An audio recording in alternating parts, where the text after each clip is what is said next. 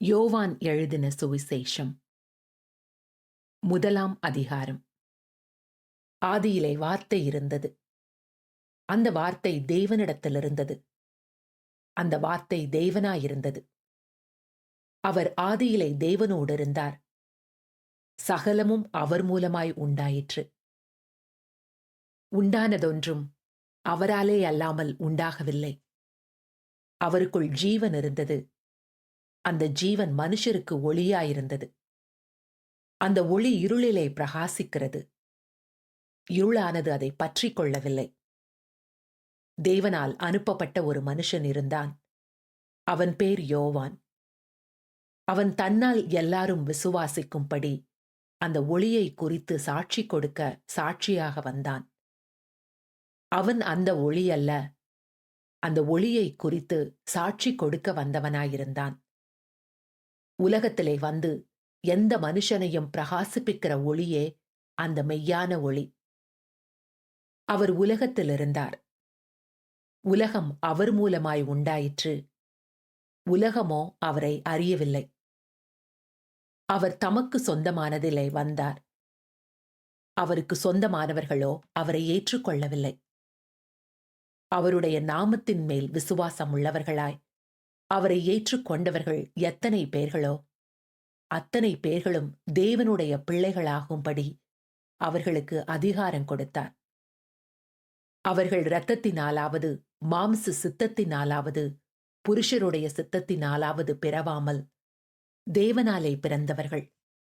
அந்த வார்த்தை மாம்சமாகி கிருபையினாலும் சத்தியத்தினாலும் நிறைந்தவராய் நமக்குள்ளே வாசம் பண்ணினார். அவருடைய மகிமையை கண்டோம். அது பிதாவுக்கு ஒரே பேரானவருடைய மகிமைக்கு ஏற்ற மகிமையாகவே இருந்தது. யோவான் அவரை குறித்து சாட்சி கொடுத்து, எனக்கு பின் வருகிறவர் எனக்கு முன்னிருந்தவர், ஆகையால் அவர் என்னிலும் மேன்மையுள்ளவர் என்று நான் சொல்லியிருந்தேனே, அவர் இவர்தான் என்று சத்தமிட்டு கூறினான். அவருடைய பரிபூரணத்தினால் நாம் எல்லாரும் கிருபையின் மேல் கிருபை பெற்றோம். எப்படியெனில் நியாயப்பிரமாணம் மோசேயின் மூலமாய் கொடுக்கப்பட்டது. கிருபையும் சத்தியமும் இயேசு கிறிஸ்துவின் மூலமாய் உண்டாயின. தேவனை ஒருவனும் ஒருகாலும் கண்டதில்லை. பிதாவின் மடியில் இருக்கிற ஒரே பேரான குமாரனே அவரை வெளிப்படுத்தினார். எருசலேமிலிருந்து யூதர்கள் ஆசாரியரையும் லேவியரையும் யோவானிடத்தில் அனுப்பி, நீர் யார் என்று கேட்டபொழுது அவன் மறுதலியாமல் அறிக்கையிட்டதுமன்றி, நான் கிறிஸ்து அல்ல என்றும் அறிக்கையிட்டான். அப்பொழுது அவர்கள், பின்ன யார், நீ எலியாவா என்று கேட்டார்கள். அதற்கு, நான் அவன் அல்ல என்றான். நீர் தீர்க்கதரிசியானவரா என்று கேட்டார்கள். அதற்கும் அல்ல என்றான். அவர்கள் பின்னும் அவனை நோக்கி, நீர் யார், எங்களை அனுப்பினவர்களுக்கு நாங்கள் உத்தரவு சொல்லும்படிக்கு உம்மை குறித்து என்ன சொல்லுகிறீர் என்று கேட்டார்கள்.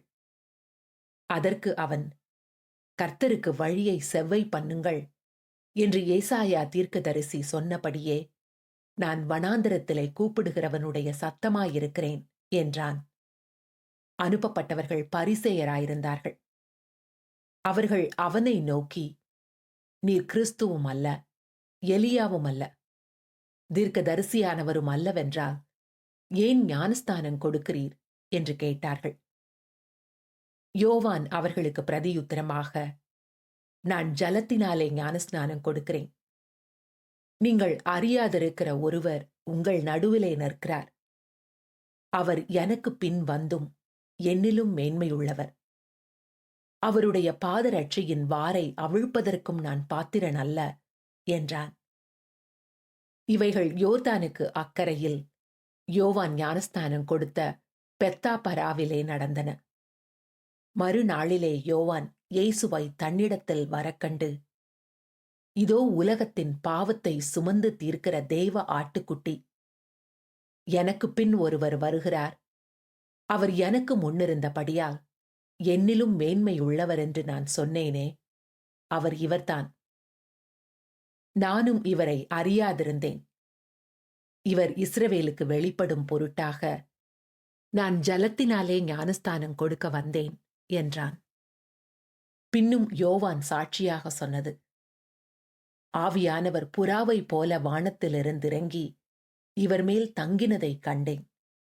நானும் இவரை அறியாதிருந்தேன். ஆனாலும் ஜலத்தினால் ஞானஸ்நானம் கொடுக்கும்படி என்னை அனுப்பினவர், ஆவியானவர் இறங்கி யார் மேல் தங்குவதை நீ காண்பாயோ அவரே பரிசுத்த ஆவியினால் ஞானஸ்தானம் கொடுக்கிறவர் என்று எனக்கு சொல்லியிருந்தார். அந்தபடியே நான் கண்டு இவரை தேவனுடைய குமாரன் என்று சாட்சி கொடுத்து வருகிறேன் என்றான். மறுநாளிலே யோவானும் அவனுடைய சீஷரில் 2 பேரும் நிற்கும்போது இயேசு நடந்து போகிறதை அவன் கண்டு, இதோ தேவ ஆட்டுக்குட்டி என்றான். அவன் அப்படி சொன்னதை அவ்விரண்டு சீஷரும் கேட்டு இயேசுவுக்கு பின் சென்றார்கள். இயேசு திரும்பி அவர்கள் பின் செல்கிறதைக் கண்டு, என்ன தேடுகிறீர்கள் என்றார். அதற்கு அவர்கள், ரபி, நீர் எங்கே தங்கியிருக்கிறீர் என்று கேட்டார்கள். ரபி என்பதற்கு போதகரே என்று அர்த்தமாம். அவர், வந்து பாருங்கள் என்றார். அவர்கள் வந்து அவர் தங்கியிருந்த இடத்தைக் கண்டு அன்றைய தினம் அவரிடத்தில் தங்கினார்கள். அப்பொழுது ஏறக்குறைய 10 மணி வேளையாயிருந்தது. யோவான் சொன்னதை கேட்டு அவருக்கு பின் சென்ற 2 பேரில் ஒருவன் சீமோன் பேதுருவின் சகோதரனாகிய அந்திரேயா என்பவன். அவன் முதலாவது தன் சகோதரனாகிய சீமோனை கண்டு, மேசியாவை கண்டோம் என்று சொன்னான். மேசியா என்பதற்கு கிறிஸ்து என்று அர்த்தமாம். பின்பு அவனை இயேசுவினிடத்தில் கூட்டிக் கொண்டு வந்தான். இயேசு அவனை பார்த்து, நீ யோனாவின் மகனாகிய சீமோன், நீ கேபா என்னப்படுவாய் என்றார். கேபா என்பதற்கு பேதுரு என்று அர்த்தமாம்.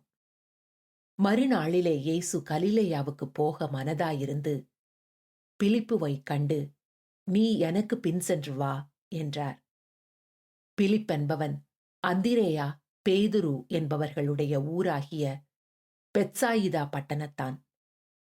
பிலிப்பு நாத்தான் வேலை கண்டு, நியாயப்பிரமாணத்திலே மோசேயும் தீர்க்கதரிசிகளும் எழுதியிருக்கிறவரைக் கண்டோம்.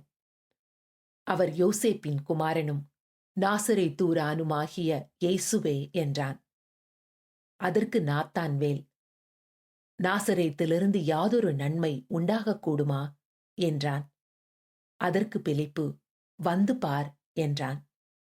இயேசு நாத்தான்வேலை தம்மிடத்தில் வரக்கண்டு அவனை குறித்து, இதோ கபடமற்ற உத்தம இஸ்ரவேலன் என்றார். அதற்கு நாத்தான்வேல், நீர் என்னை எப்படி அறிவீர் என்றான். இயேசு அவனை நோக்கி, பிலிப்பு உன்னை அழைக்கிறதற்கு முன்னே நீ அத்தி மரத்தின் கீழிருக்கும் போது உன்னை கண்டேன் என்றார். அதற்கு நாத்தான்வேல், ரபி, நீர் தேவனுடைய குமாரன், நீர் இஸ்ரவேலின் ராஜா என்றான். இயேசு அவனுக்கு பிரதியுத்தரமாக, அத்தி மரத்தின் கீழே உன்னை கண்டேன் என்று நான் உனக்கு சொன்னதினாலேயா விசுவசிக்கிறாய்? இதிலும் பெரிதானவைகளை காண்பாய் என்றார். பின்னும் அவர் அவனை நோக்கி, வானம் திறந்திருக்கிறதையும் தேவதூதர்கள் மனுஷகுமாரனிடத்திலிருந்து ஏறுகிறதையும் இறங்குகிறதையும் நீங்கள் இது முதல் காண்பீர்கள் என்று மெய்யாகவே மெய்யாகவே உங்களுக்கு சொல்லுகிறேன் என்றார்.